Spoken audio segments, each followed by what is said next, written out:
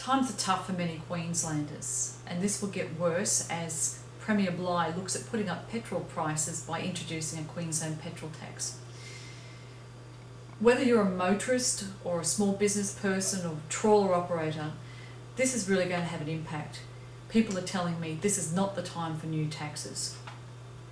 That was a hot topic in Parliament recently, when the Premier and her ministers refused to guarantee that they wouldn't introduce a fuel tax to Queensland in the upcoming budget. My question, Mr Speaker, is to the Minister for Transport.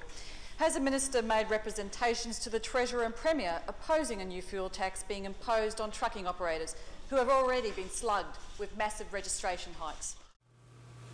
Putting up taxes is not the way to save people's jobs. Putting up taxes will hurt jobs and hurt Queenslanders.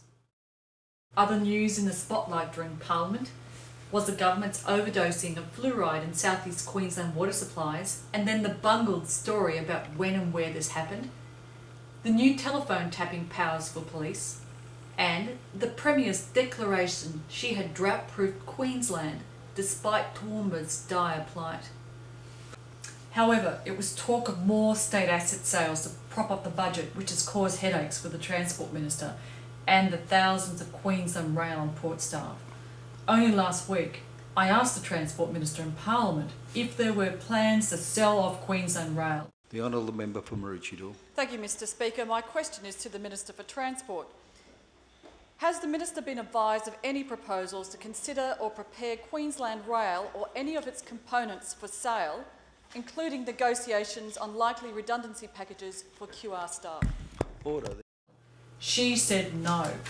And then, 4 days later, the Premier said it was under consideration. And to make matters worse, that the cost of bad weather was to blame.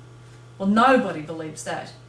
And yet Rachel Nolan, the Minister, has to explain her boss's about-face on this possible sale of Queensland Rail and workers' jobs.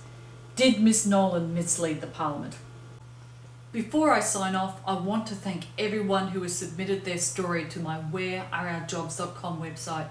Your thoughts and stories continue to come through, especially after Anna Bligh's claims that 1 hour's work a week constitutes a job. Now, I think we all know that that's just not correct. Until my next report after the June sitting of Parliament, I thank you for joining me.